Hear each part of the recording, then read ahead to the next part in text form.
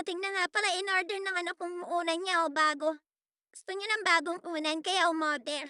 'Yan, in-order niya bang bantayan, nauutot ng haba kasing haba nung sa paano masusuotan ng punda yun, 'di gagawa ka pa ng panibagong punda. You know, ang hirap buksan. Kasama na rin pala diyan yung bedsheet, umorder din siya ng bedsheet, eh. 'Yan, kita niyo naman, oh, dalawang ano, tapos isang mahabang-mahaba. Gusto niya ng bago, eh, yung mga luma pa nilalaban ko lang naman yan guys, eh.